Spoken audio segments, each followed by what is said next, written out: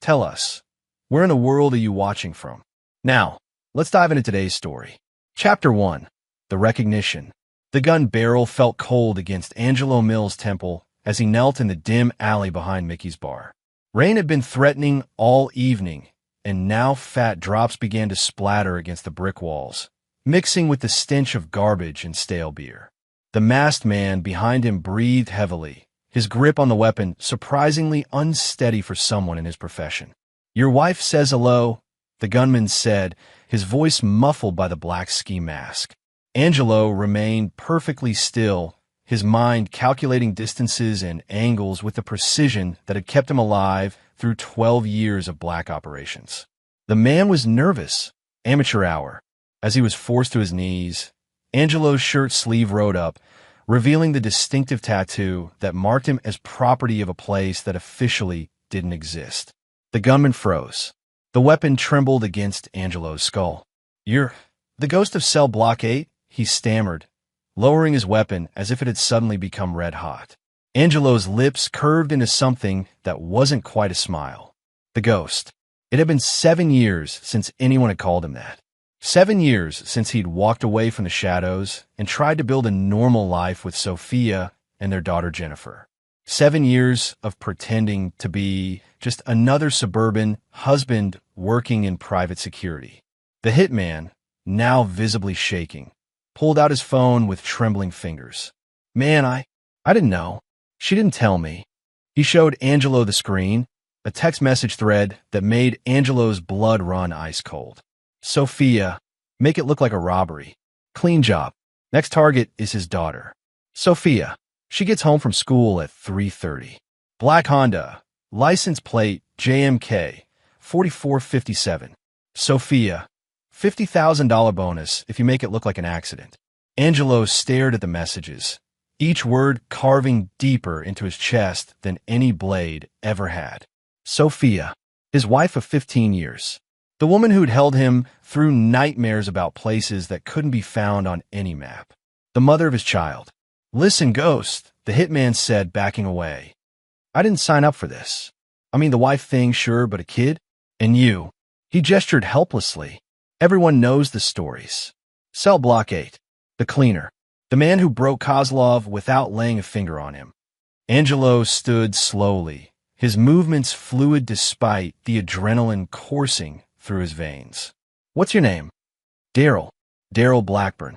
"Look, I'll give the money back. All of it. Just, we never met, okay?"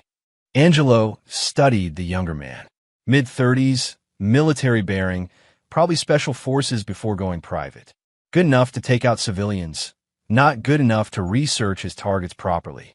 "Set up a meeting with my wife," Angelo said quietly. "Tell her the job is done, but that there were complications. You need to meet in person to collect the remainder of your fee." Daryl nodded eagerly. Yeah, I can do that." "When?" "Tomorrow night. Pier 47, Warehouse District, 11 p.m. Angelo's voice carried the weight of authority that had once commanded rooms full of killers. "Daryl." "Yes, sir." Today was Sophia's last day breathing freely.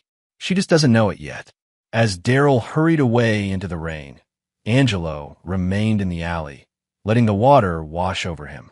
The suburban husband was dead. The ghost of Cell Block 8 had work to do. Chapter 2. Ghosts and Foundations. Angelo's house sat in the pristine suburb of Willowbrook like a picture from a home magazine. White picket fence, manicured lawn, two-car garage. The American dream made manifest. As he pulled into the driveway at 11:47 p.m., he could see the glow of the television through the living room window. Sophia would be watching her late-night crime shows, probably texting Clay Noble between commercial breaks. Clay Noble. The name tasted like poison in Angelo's mind. Sophia's tennis instructor turned lover. A pretty boy with soft hands and softer morals who had no idea what he'd stumbled into when he decided to seduce Angelo Mills' wife.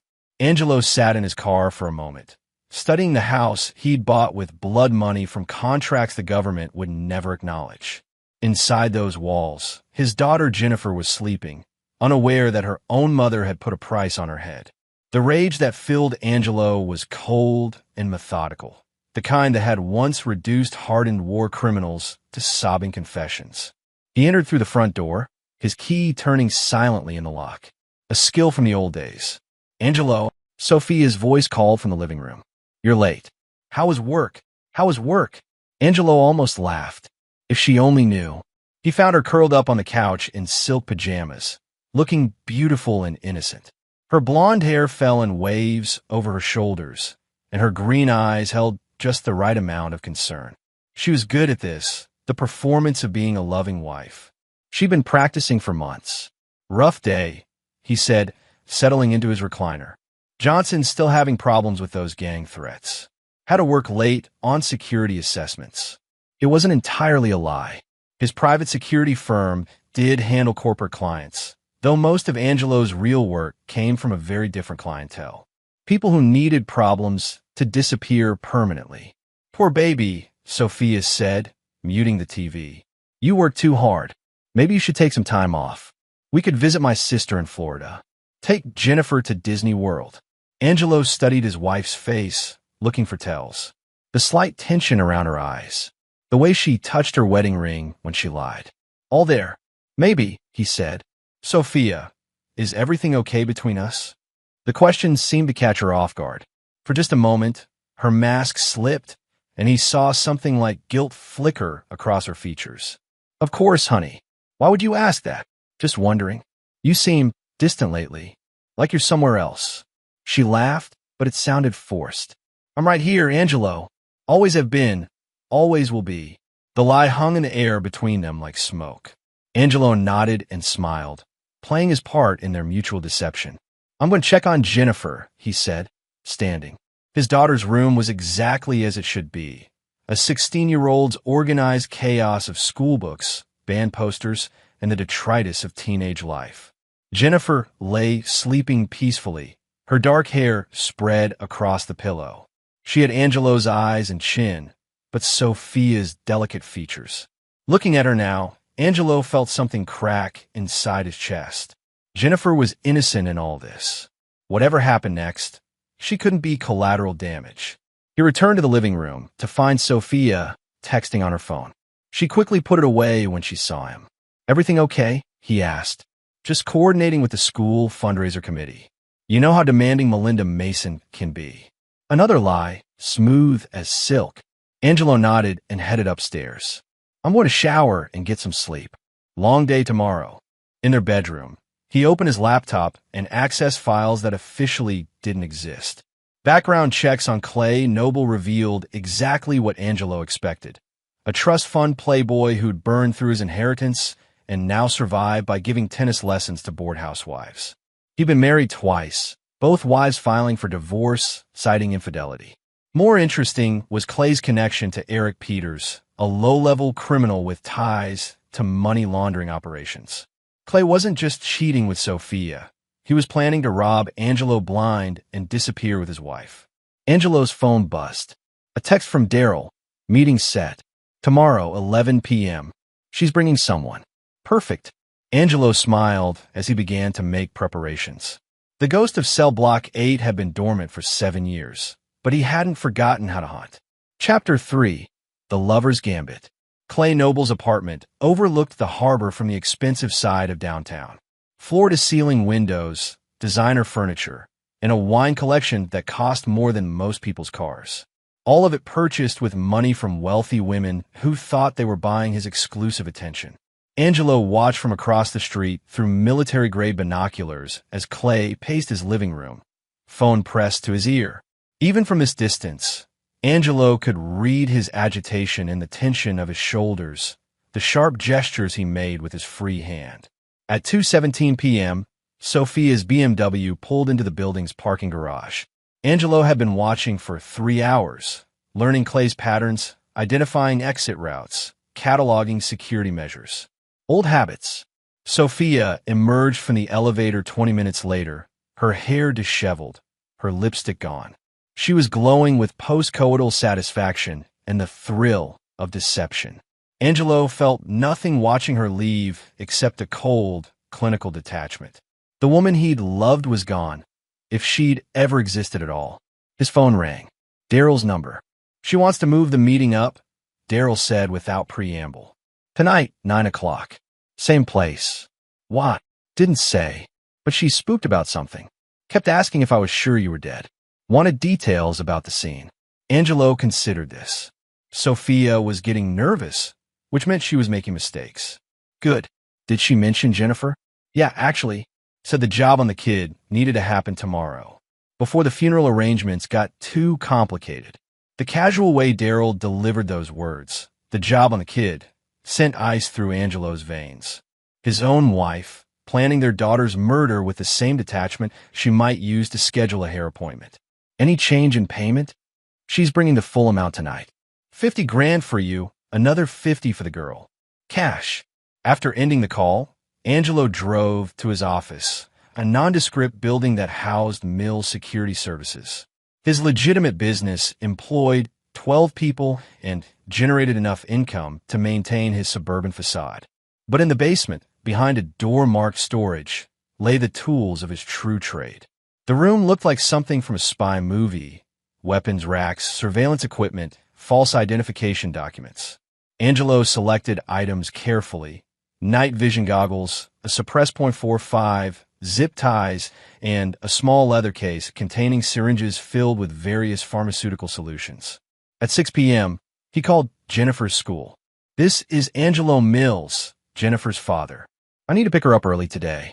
Family emergency. Of course, Mr. Mills. Should we have her meet you in the office? Actually, I'm running late. Could you ask her to wait at the coffee shop across from school? I'll text her the details. 20 minutes later, Angelo watched his daughter through the coffee shop window. Jennifer was beautiful at 16, but she carried herself with a confidence that reminded him of Sophia before the masks had taken over. She was texting friends, laughing at something on her phone, completely unaware that her world was about to implode. Angelo entered the shop and approached her table. Dad, what's wrong? The school said there was an emergency. There is, sweetheart, but not the kind they think. Angelo sat across from her, noting how her expression shifted from confusion to concern. Jennifer, I need you to listen to me very carefully. Your life depends on it. He told her everything. Not the details of his past. She wasn't ready for that. But the immediate threat. Her mother's betrayal. The contract on both their lives. The man who'd been hired to kill them. Jennifer's face went through a kaleidoscope of emotions. Disbelief, horror, anger, and finally, a hardness that reminded Angelo too much of himself. Mom really wants us dead? Yes. For money. Money and freedom. She's planning to disappear with Clay Noble. Jennifer was quiet for a long moment, staring into her coffee cup. When she looked up, her eyes held a fury that made Angelo proud and heartbroken simultaneously. What do? We survive, and then we make them pay. At 8:45 p.m., Angelo positioned Jennifer in a secure location 3 blocks from Pier 47, a safe house he'd maintained for years. She had a secure phone, enough cash to disappear if things went wrong, and instructions to contact a man named Wesley Galvin if Angelo didn't return by morning. Dad, she said as he prepared to leave, when this is over, what happens to us? Angelo looked at his daughter, brave, strong, and now forced to grow up far too quickly because of Sophia's choices. We start over, he said. Just us. The way it should have been from the beginning. Chapter 4. The Meeting. Pier 47 squatted on the waterfront like a cancer, its abandoned warehouses and rusted infrastructure perfect for the kind of business that thrived in shadows.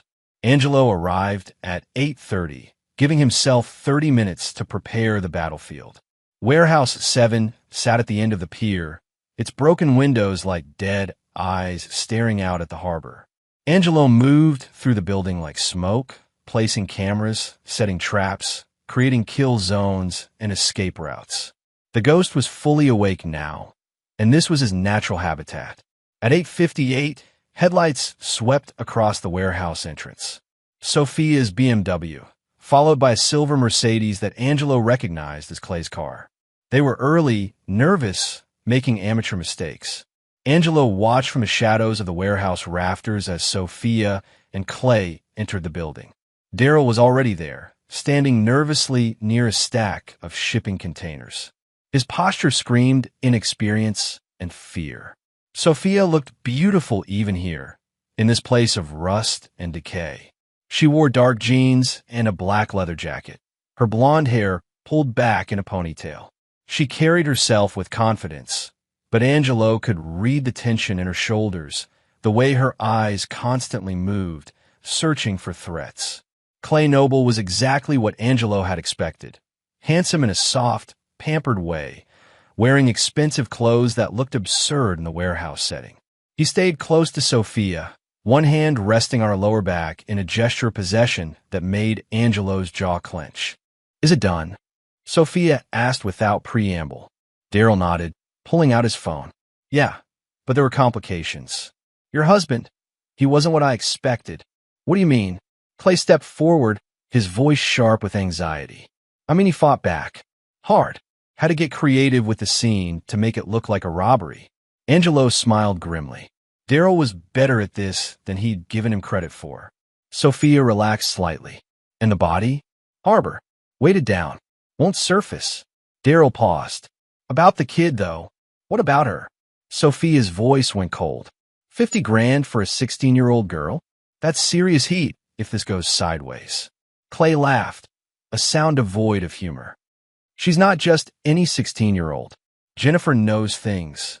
About Angelo's work, his connections. She's smart enough to put pieces together that could bury us all."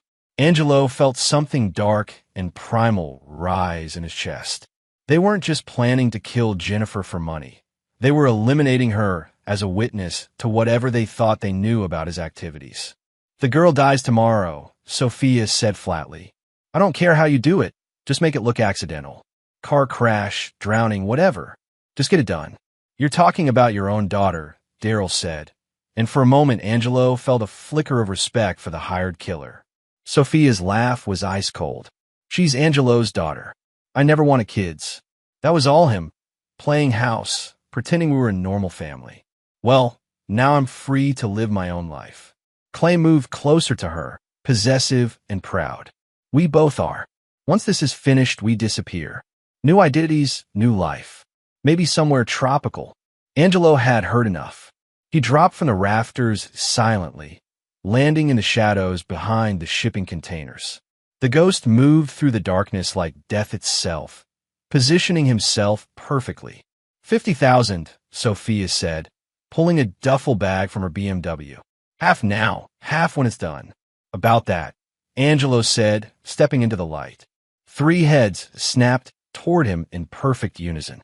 Sophia's face went white. Clay stumbled backward, his mouth opening and closing like a fish.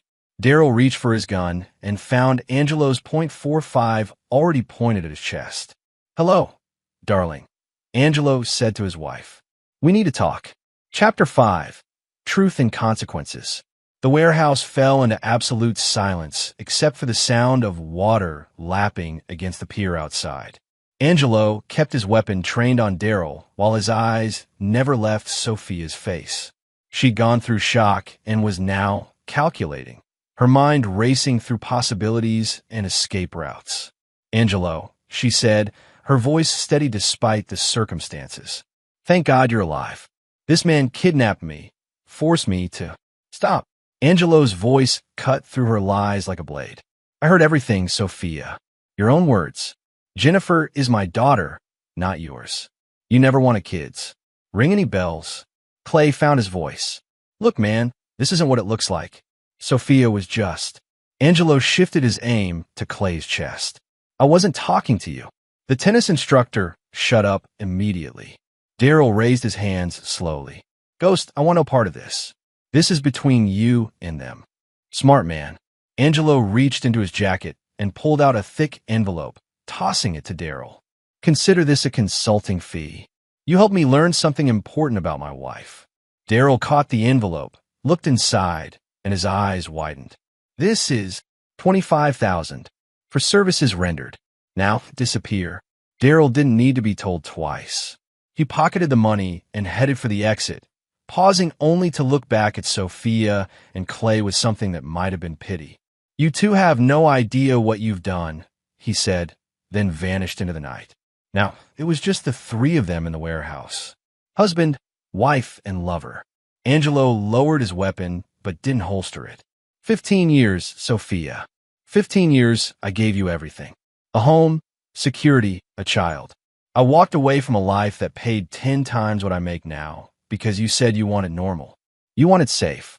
And boring, Sophia shot back, her mask finally slipping completely. God, Angelo, do you have any idea what it's like being married to a ghost? You think I don't know what you really do? Those business trips that last for weeks? The way you wake up screaming from nightmares you won't talk about. I was protecting you. You were protecting yourself. Her voice echoed off the warehouse walls. From having to be a real person instead of some legend from your past. The ghost of Cell Block 8. Even the name sounds like something from a comic book. Clay stepped closer to Sophia, emboldened by her anger. She deserves better than living with a has-been killer who can't let go of his glory days. Angelo studied Clay Noble with the same detachment he'd once used to evaluate targets. Soft, weak, but with enough arrogance to think he could take another man's life and wife without consequences. Glory days? Angelo asked quietly. Is that what you think they were? Without warning, he moved. In one fluid motion, Angelo crossed the distance between them and put Clay in a chokehold. The gun pressed against his temple. Cell Block 8 wasn't a prison, Angelo whispered in Clay's ear. It was a laboratory. They kept the worst of the worst there, war criminals, terrorists, dictators. My job was to break them without leaving marks. To find the exact psychological pressure points that would make a man tell me anything I wanted to know. Clay struggled weakly, but Angelo's grip was iron. 15 years I've been retired from that work.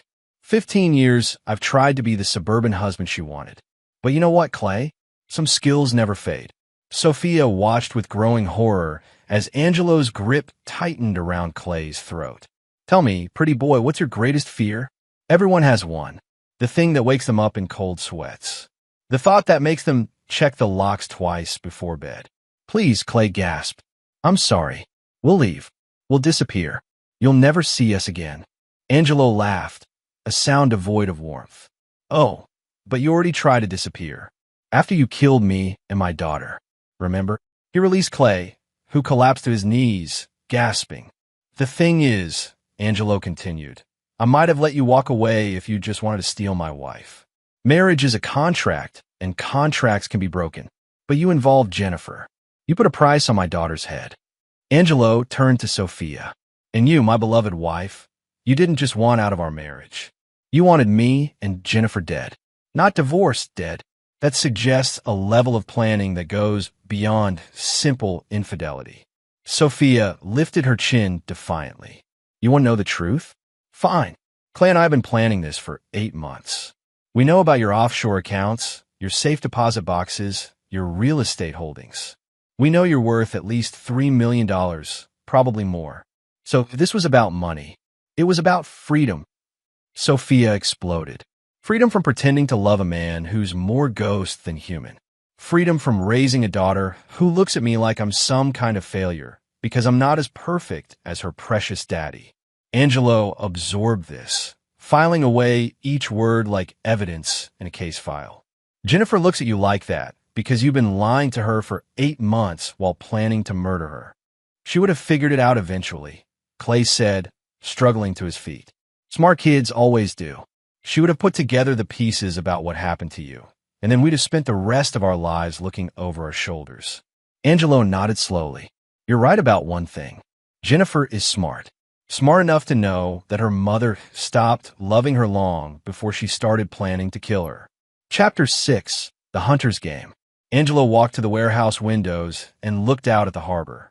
The lights of the city reflected on the dark water like fallen stars, beautiful and cold. Behind him, Sophia and Clay whispered to each other, probably planning their next move. They still thought this was a negotiation. I have a proposition, Angelo said without turning around. What kind of proposition? Sophia asked cautiously. A game. The kind I used to play in the old days when I needed information from people who thought they were smarter than me. He turned back to face them. Clay had his arm around Sophia protectively, as if he could shield her from what was coming. Here's how it works. I'm going to give you both a head start. 12 hours. You can run anywhere you want, use any resources you have. But you can't leave the city, and you can't contact anyone for help. After 12 hours, I start hunting. You're insane, Clay said. Maybe, but I'm also giving you something you didn't give me, a chance to survive. More than you were planning to give Jennifer. Sophia stepped forward. What do you get out of this? What's the point? Angelo smiled, and for the first time since entering the warehouse, he looked genuinely pleased. Simple. If you can evade me for 7 days, I'll transfer $2 million to an account of your choosing and disappear from your lives forever. You'll never see me again, and neither will Jennifer. And if you catch us, then you pay for what you plan to do to my daughter. Clay looked at Sophia, hope flickering in his eyes. $2 million, sophomore. We could disappear anywhere in the world with that kind of money. But Sophia was studying Angelo's face, looking for the trap she knew had to be there. What aren't you telling us? She asked. I'm telling you everything you need to know. 12-hour head start, 7 days to stay free, $2 million if you succeed. And Jennifer is safe, has been since this afternoon. Angelo's expression hardened. Unlike the mother who wanted her dead, I actually protect my child. Sophia flinched as if he'd slapped her. Clock starts now, Angelo said, checking his watch. It's 11:43 p.m. You have until 11:43 tomorrow night to prepare. Then the game begins. Clay grabbed Sophia's hand. We need to go. Now, get whatever cash we have and... Wait. Sophia was still staring at Angelo. Why are you doing this? You could just kill us right here. No witnesses, no complications. Angelo was quiet for a long moment, considering his answer. Because I want you to understand what it feels like to be hunted. To know that someone is coming for you, and that running only delays the inevitable. I want you to experience the fear you were planning to inflict on Jennifer. You bastard, Sophia whispered. Yes, Angelo agreed. But I'm your bastard. Made that way by 15 years of loving a woman who was planning to murder me and our child for money. Clay pulled Sophia toward the exit. Come on, we're wasting time. At the warehouse door, Sophia turned back one final time. This won't bring back what we had, Angelo. Even if you win, even if you destroy us, we can't go back to being a family. Angelo nodded. No, we can't. But Jennifer and I can build something new. Something honest. Something without you in it. After they left, Angelo remained in the warehouse for another hour planning. The game he described was real, but like everything else in his world, it wasn't what it appeared to be on the surface. He pulled out his phone and dialed a number from memory. Wesley, it's Angelo. I need a favor. Wesley Galvin's voice was gravelly with sleep. Ghost? Jesus, it's been 5 years? I thought you were completely out of the life. I was. Until tonight. I need surveillance on 2 targets. Sophia Mills and Clay Noble. Full coverage, electronic, physical, financial. Everything. How deep do you want me to go? Angelo looked out at the harbor where his wife and her lover thought they were beginning their escape. Deep enough to bury them. Chapter 7. The Trap Springs. Jennifer sat in the safe house, staring at the secure phone her father had given her.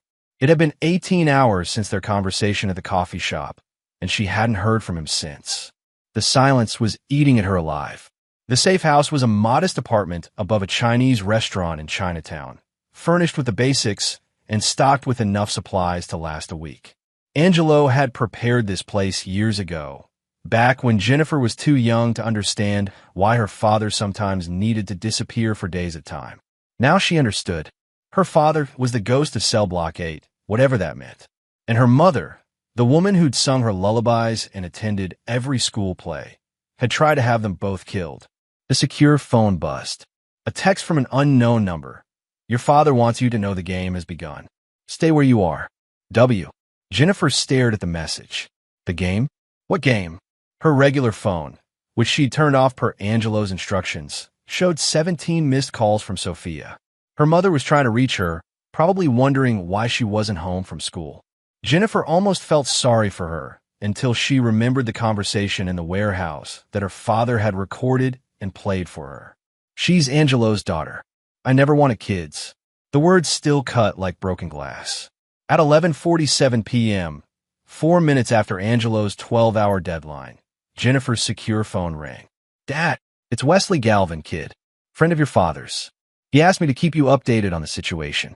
Jennifer had never heard of Wesley Galvin, but her father had mentioned that name as an emergency contact. "Where is he?" "Tracking your mother and her boyfriend." They lasted exactly 6 hours before making their first major mistake. "What did they do?" Wesley chuckled, a sound that held no humor. "Used a credit card. Rookie error. Your father knew they would. Most people can't survive on cash alone for very long, and desperate people make stupid choices." Through the window, Jennifer could see the lights of the city. Somewhere out there, her father was hunting the woman who'd given birth to her. The thought should have horrified her, but instead she felt something cold and satisfied settle in her chest. Is he going to kill them? That's between your father and his conscience, kid. But I can tell you this. Clay Noble has a gambling debt to some very unpleasant people. The kind who break kneecaps for fun. And your mother just withdrew $50,000 from your father's emergency account. Jennifer processed this information. She's going to pay off Clay's debts. Smart girl. Yeah, that's our thinking too. They're at the Riverside Casino right now, probably thinking they can hide in the crowd while Clay settles his accounts. Can Dad get to them there? Honey, your father could get to them in the middle of a SWAT team convention, but he's not going to move yet. He wants them to think they're safe first. Let them get comfortable. Start believing they might actually escape. And then the ghost reminds them why that name used to give hardened killers nightmares. After ending the call, Jennifer found herself thinking about her mother. Not the woman who'd tried to have her killed, but the one who'd taught her to braid her hair and helped with homework. Had that person ever been real, or had it all been an elaborate performance? Her phone buzzed again. Another text from the unknown number. Your mother is asking questions about you. School, friends, usual haunts. Stay dark. Don't contact anyone you know. W. Jennifer turned off both phones and walked to the window. The city stretched out below her like a circuit board, all glowing connections and hidden pathways. Somewhere in that maze, her father was playing a game that would determine whether she had any family left when the sun rose. She thought about Sophia's words in the warehouse. She would have figured it out eventually. Smart kids always do. They were right about one thing. She was smart. Smart enough to piece together things her parents thought she'd never notice. The way Angelo sometimes came home with cuts and bruises he couldn't explain. The phone calls he took in the basement, speaking languages she didn't recognize. The fact that their house had security measures that went far beyond normal suburban paranoia. But she was also smart enough to know that her father had never lied to her about the important things. He'd never pretended to be something he wasn't. He just protected her from knowing what he really was. Sophia, on the other hand, had built their entire relationship on deception. Jennifer made her decision. When this was over, she would ask her father to teach her everything. About his past, his skills, his world. If loving Angelo Mills meant accepting the ghost of Cell Block 8, then that's what she would do. Unlike her mother, Jennifer didn't run from the truth. Chapter 8. The Reckoning. The Riverside Casino never truly slept. Even at 3 a.m., the slot machines chimed their electronic lullabies, and dedicated gamblers fed money into the mechanical mouths that would never be full. Angelo watched from a security office on the second floor as Sophia and Clay moved through the poker room below. They thought they were being careful. Clay had changed clothes and was wearing a baseball cap pulled low over his eyes. Sophia had dyed her hair brown and was dressed in jeans and a sweater that made her look younger, more ordinary. Amateur disguises that might fool a casual observer, but meant nothing to a man who'd once tracked war criminals across 3 continents. Your boy's down about 30 grand, said Morris Fisher, the casino's head of security. Morris was an old friend who'd worked private military contracts with Angelo in the years before Cell Block 8. He owed Angelo his life twice over, which made him uniquely motivated to cooperate. What about the men he owes money to? Francis Rosales and his crew are here. Been circling the poker room for the last hour like sharks. Your boy's girlfriend keeps feeding him cash, but it's not enough. He's playing scared money against professionals. Angelo nodded. Clay was trapped between the debt he owed and the men who'd kill him if he couldn't pay. Sophia was bleeding money, trying to keep him afloat, not realizing that scared gamblers always lost in the end. "I need 10 minutes alone with them," Angelo said. Morris smiled grimly. "I can arrange that. VIP room 7 is empty. I'll have my boys encourage them to take their game somewhere more private." 20 minutes later, Angelo entered VIP room 7 to find Sophia and Clay seated at a small table, looking exhausted and defeated. Clay's face was pale with sweat, and his hands shook as he counted what remained of their cash. Sophia looked up as Angelo closed the door behind him. "Hello, darling," he said. "How's the game going?" Clay lurched to his feet, knocking over his chair. "You said 12 hours. I gave you 12 hours to prepare. I never said I wouldn't be watching." Angelo sat across from Sophia, noting how she'd aged years in the span of a single day. "You used my emergency credit card. Rookie mistake. We needed cash. You needed to pay Clay's gambling debts. $67,000 to Francis Rosales and his associates. Money Clay borrowed to invest in a surefire business opportunity that turned out to be a scam." Sophia's face went white.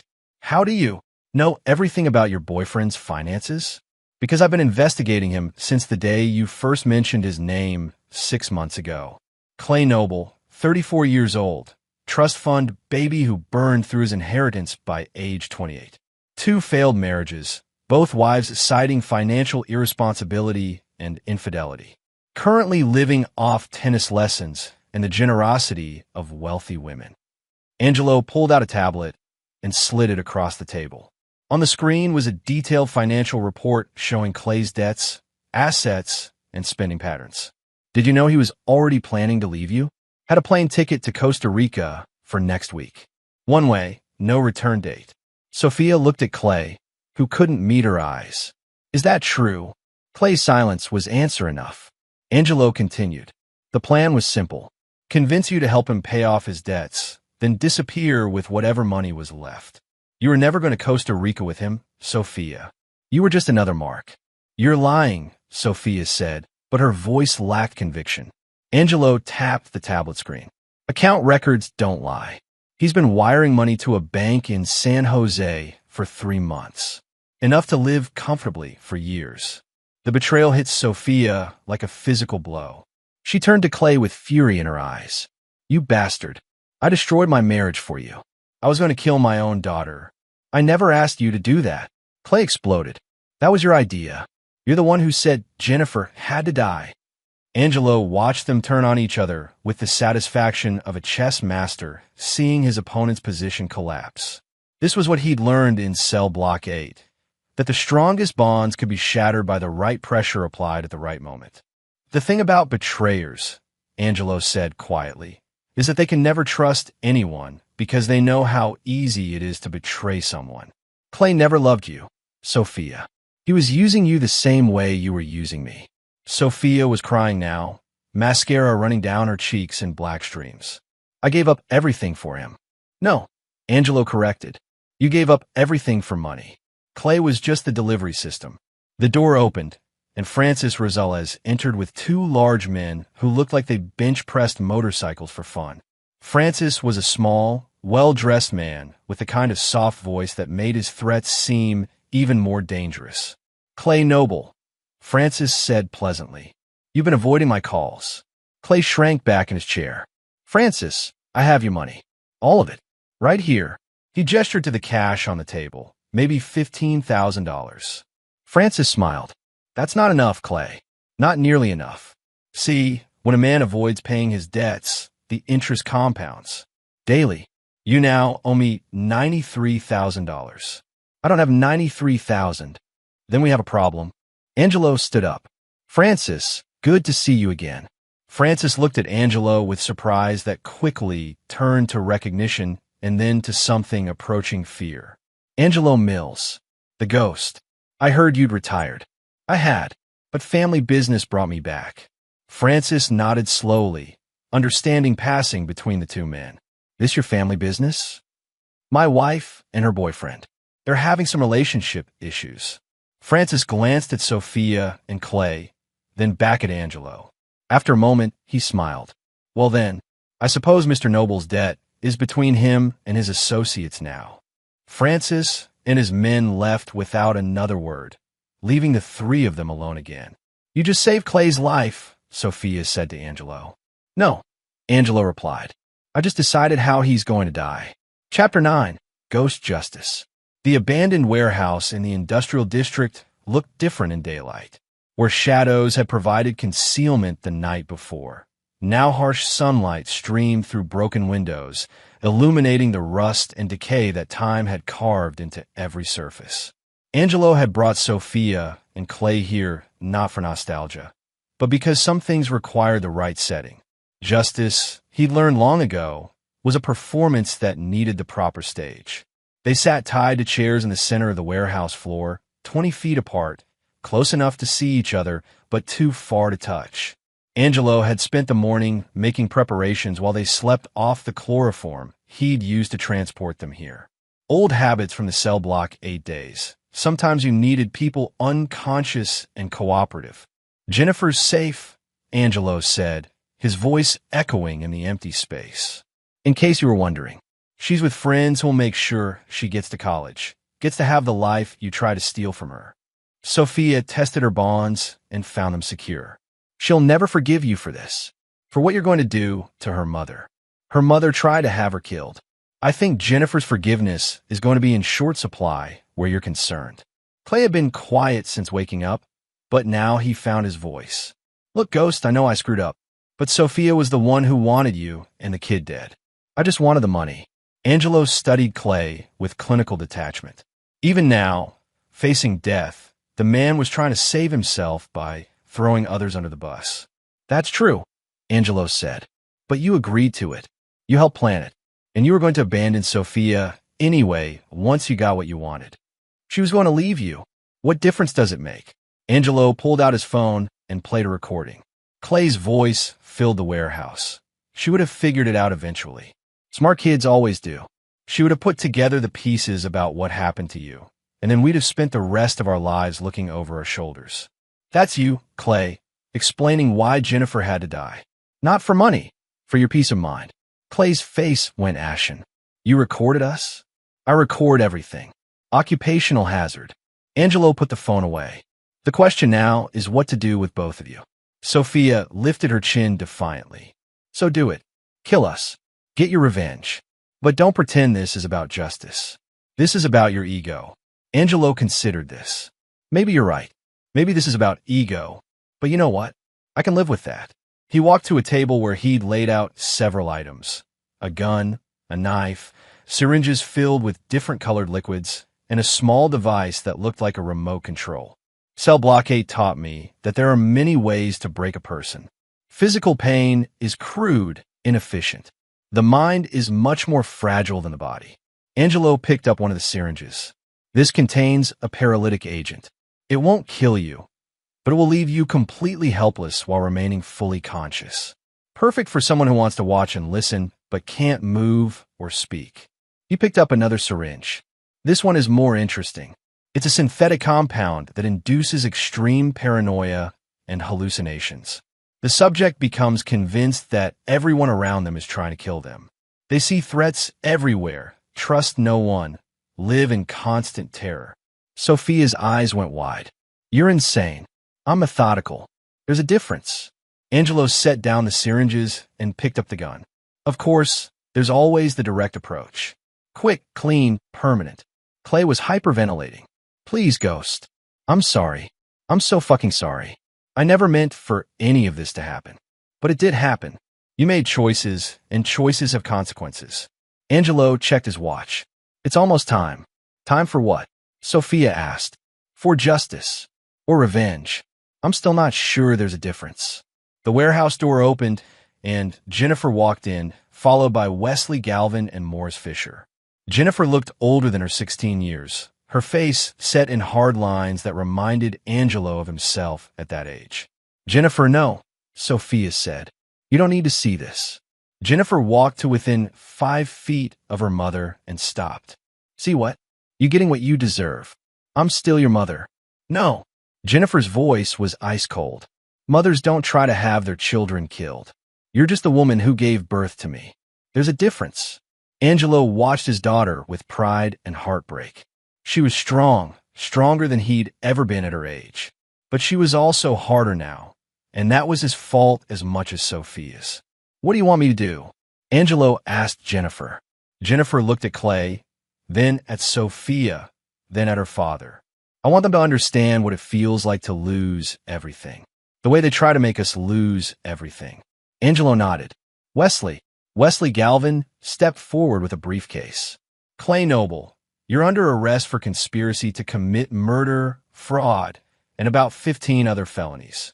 Turns out the FBI has been investigating you for tax evasion and money laundering. Amazing how much evidence they can find when they know where to look. Clay's face crumpled. You can't do this. You're not cops.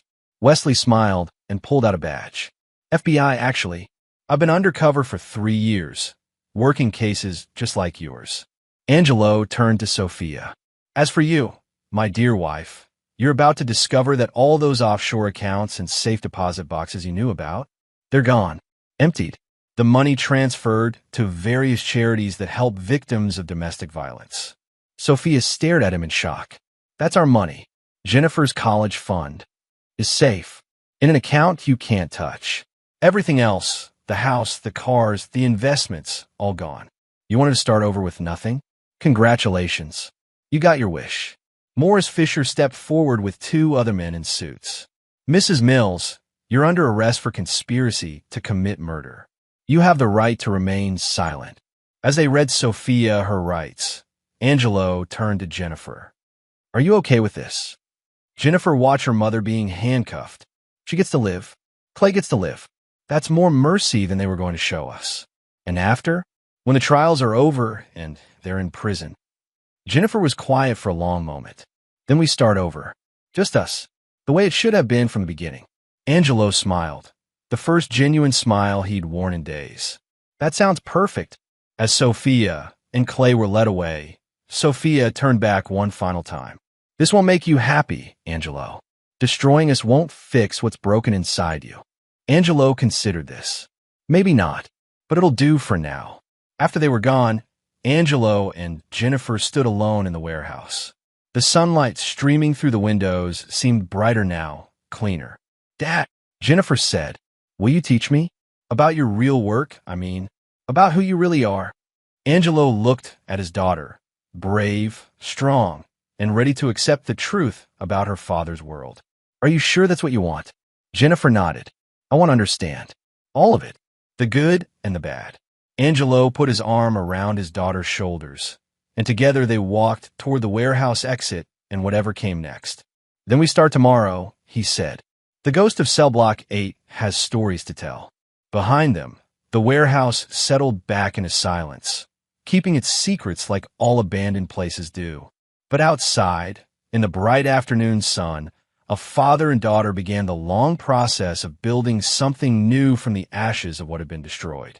Some ghosts, Angelo thought, deserved to be laid to rest. Others deserved to live on, protecting the people who matter most.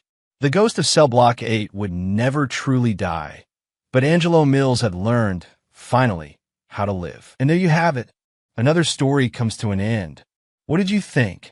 I'd love to hear your thoughts in the comments below. If you enjoy this story, consider joining our community by subscribing. It means the world to us.